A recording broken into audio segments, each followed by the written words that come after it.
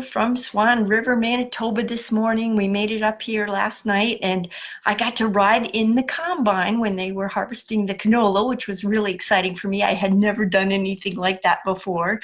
And somebody said, "Well, did you get to drive it?" I said, "Oh no, I am not driving the combine," but I enjoyed riding in it and seeing how that worked. So that was really fun. And I guess we're going to be doing some more farming today, visiting some cousins up here in wheat and canola country.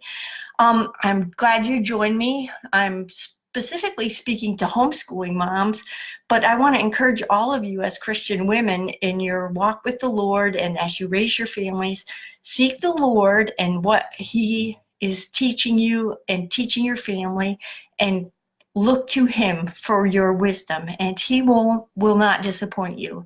So someone asked me how I came to be homeschooling, and that's an interesting question. I'm not like some of you. I've always wanted to homeschool. When my kids were little, I had seen some people homeschooling, and I felt they were doing it badly. And so I was really quite against homeschooling at the beginning. And when my daughter was little, I went and visited the local school to see what was going on, and two local schools, and I did not feel that the classroom management was going to work for her. So I looked at another school, and there was a lot of back and forth from the desk to this learning area, and I just did not feel that was going to be a good option. She was a very busy child, and she needed more attention than that, and it was a big class that year. So I said, okay, well, maybe this will have to be an option, the homeschooling option. My husband sat me down and he said, "I'd like you to consider homeschooling." And I wasn't overjoyed. I burst into tears because I knew how much work it would be. But we decided, hey, Lindsay, we decided that if I was going to do it, I was really going to dedicate myself to doing it. Hey, when you pop on, just say hey. And I knew it would be a lot of work, and it was a lot of work, but when you're starting out, don't think, I'm going to have to do this for 12 years for each child, and I'm not ready for that. Well, you don't have to think like that. Do it for 1 year. See how it goes. Reevaluate. I know some people who homeschool just until their kids can read and do the math, or I know some people that homeschool all the way through and they're fine with that, or they get help from Classical Conversations or some of these other programs to help them through. We use the DVD program and the HomeSat through Bob Jones University Press. So at the beginning, I was doing all the teaching, and then later I became more of a facilitator for the DVD program, and I helped my children figure out what the DVD teacher wanted them to learn. So however you come into homeschooling, a lot of people end up pulling their children out because of something that happens at school.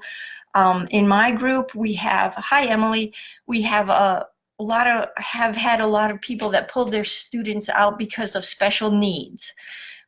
My philosophy of special needs children is, and all children, is that God gives you and God gives them exactly what they need to accomplish God's will in their life. Your special needs child has exactly what he or she needs to accomplish God's will for their life. And then you work within that to help them meet that expectation.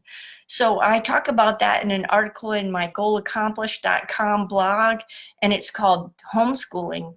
Teach my child. Who, me? Teach my child? Who, me? And it talks about the philosophy of special education, a biblical approach, and just how you view your children. And my children are probably considered normal. They would be laughing at that if they watch this. But each one of them had different strengths and weaknesses that we had to work on individually to get them to, so they were prepared to do whatever God had for them. So one mom asked me, well, you know, she has special needs kids. So she said, well, did you have any special needs children? And it was sort of a challenge, kind of a question. And I said, well, I had some special things happening. I had one daughter that had a math delay. So we got to fourth grade math, and then she topped out at fourth grade math. Well, that's a little low for topping out and surviving in life. So we had to work and work and work and work and work and work, days and nights and summers for years until this developmental thing that she had going could click in. And you can't imagine how happy and proud we were of her. When she got to college, she had to pass a math class. So my husband bought the algebra book, and she had her algebra book at college and helped her talk through those problems every night for a semester. And she ended up getting an A in that algebra class. So it wasn't that she couldn't learn it, it was a delay, but we were so proud of her for sticking with it to do that. And then I had one child who did not read and did not read and did not read, but if I sat him on my lap and I read the material to him, he could learn it. He knew the answers. So I just started him sitting on my lap and reading all his material to him. So it wasn't until third grade, second month, that he finally figured out that the letters always made the same sounds. He just didn't believe that the letters made the same sounds. So that really hinders your reading ability if you don't believe that. So finally he got that, and I think his first chapter book was a Redwall book by Brian Jacques. Great book for boys. Brian Jacques is a great writer for boys.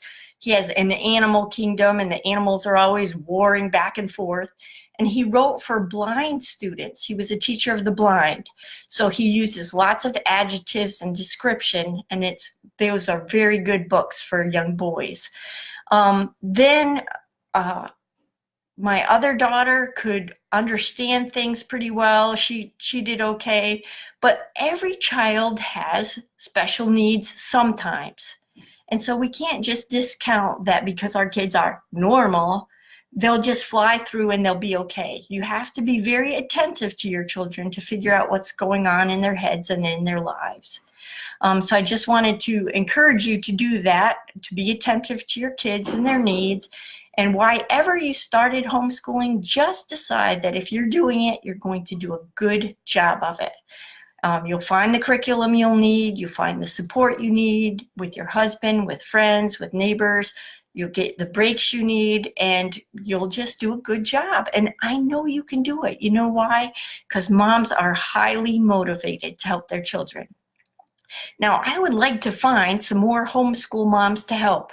So if you could help me with that and share this video to them, that would really excite me. I'm trying to find my tribe, and I believe there's a lot of homeschooling moms out there that need some encouragement, and I'd like to be that homeschooling encouragement for them. So if you could like and share, I would appreciate that. My blog is goalaccomplished.com. I have an encouragement list. I could love to add you. If you private message me your email address, I'll get you a 30-day encouragement journal, which has 30 days of journal starters that help you focus on one area of your life and just help keep you going. If you don't homeschool, if you're past that, I just want to encourage you as a Christian woman, look for those people that need encouragement and don't be afraid to encourage them. What can I do to help? It's a tough world out there, and we can all use a little help. I know I always appreciated it as a homeschooling mom. My family was far away, and when people came alongside me to help, I really appreciated that. I hope you have a great day. Thanks for joining me this morning, and I'll see you later, 10 o'clock tomorrow. Thank you so much. Bye-bye.